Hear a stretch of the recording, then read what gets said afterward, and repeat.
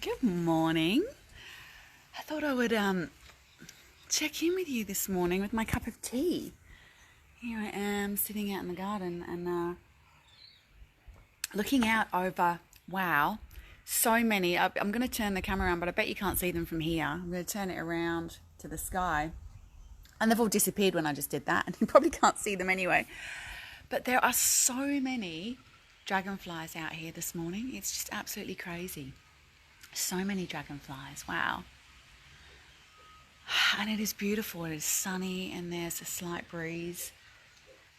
And I'm going to share with you in a minute about how to deal with unhelpful thoughts, because I woke up this morning early. My husband gets up about 5, and I woke up because the dog was whining outside our window.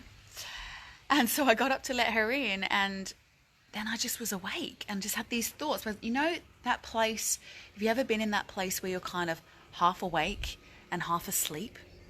And that place can be a dangerous place to be in. It can be a beautiful place to be in because you can have these lovely dreamy things going on. But if I've got a bit of a negative thought or a bit of a hook coming in, then if I'm in that place where I'm half awake, half asleep, it's not a great place to be because it puts me in kind of a semi-conscious, unconscious place where I'm not always switched on to that competency level of the tools that I have. Does anyone else relate to that? Just tell me if you relate to that, where you have these kind of moments. And probably my weakest moments mentally are in that kind of semi-dream state as I'm waking up in the morning. If there's negative thoughts to be had, they're when I really have to catch them because they can take root when I'm in that semi-conscious or unconscious place. So yeah, let me know if you relate to that. Yeah, I can't see some of the messages, so I'll have a look after this. It's a little bit too bright and sunny out here. And so I had that going on. And so I'm semi-awake and my husband's getting up and I just wanted to get a little bit more sleep. And this thought and this whole situation just started playing out in my head. And, what are they thinking? And what was I thinking? And just this negative thoughts bashing myself up about the potential of something. And it's not even true. And the thoughts just kept going and going and going. And I'm just in this semi-state feeling worse and worse and worse, but not quite able to do something about it. So we'll get that. And I have the same thing when sometimes I'm a little bit cold at night and I've got a sheet on and I need to pull the blanket up because I'm cold, but I'm not quite conscious enough, I'm not quite awake enough to deal with it.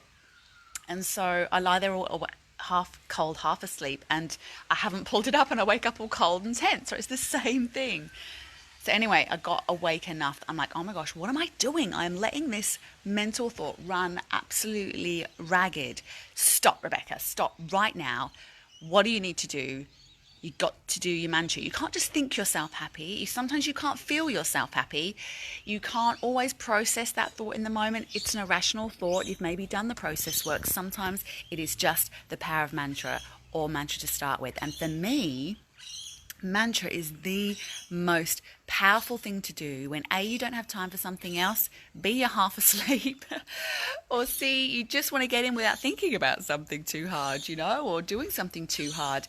And I tend to pick a mantra that's really quite powerful. One of my favorite mind-busting mantras is Om Namah Shivaya, which is about burning up those thoughts that are like super, super unhelpful.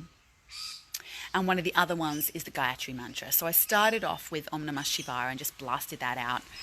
And then I moved into the Gayatri, which is bringing in the light, bringing in this sense of omnipresent divine. And, what are you doing thinking those negative thoughts? It's not even real. Remember your divine self. And that's Om Bhur Bhuva Svaha Tat Savitur Varenyam Bhargo Devasya Dhimahi Dhiyo Yo Na Prachodayat. So it sounds quite long, but long ones are very helpful, because long mantras really get you out of that pattern. Because if you're not careful, if you do a short mantra and you're used to it, then you can have the short mantra running and still that mental thought pattern story, because you're very clever, right? But if you do a longer mantra, it's very hard to have that thought pattern going and the mantra. So I lay there doing my mantra, and instantly, I could feel a softening from this tension that had built up around the thought. And then I fell asleep. And the beautiful thing is that this time when I woke up, I was still doing the mantra, which is just beautiful. So then I woke up feeling really positive. The sun is shining. I'm running an event this morning. If some of you are joining me, I think Korea, I just saw a name pop up there.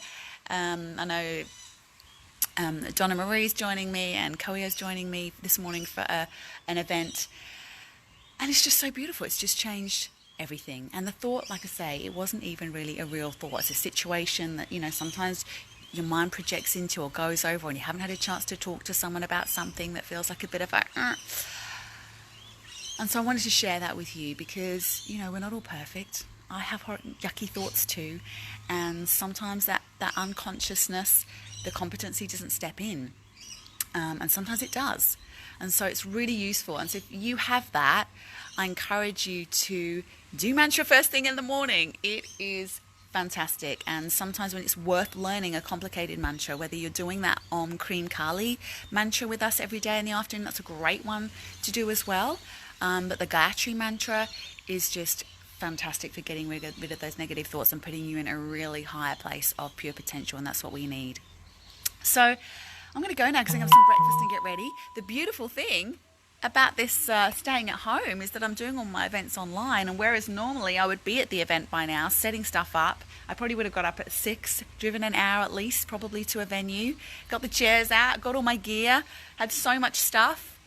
I'm still sitting here an hour before I need to be online having a cup of tea. So I will see you all online. And anyone that's joining us, we are sharing about the power of presence and some other really potent ways to stay present, be seen and heard in the way that you want, and reduce the stress that we can feel from everyday situations, and situations like we're in right now. So if you want to be an unwavering presence, and that doesn't mean that you are perfect, it means that you can very quickly pull yourself back. And so that you become less reactive, you become more responsive, and you are more in control of what is happening to your energy, rather than letting situations, circumstance, and other people drain you from what's going on. So that was my little story about this morning. If you've just jumped on, reel back to the beginning and hear why I didn't have a great sleep in the wee hours of this morning, and what I had to do to get onto it. Mantra is magic.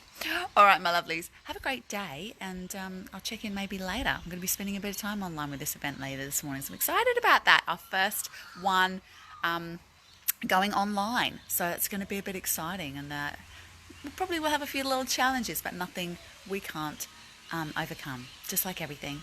Take care.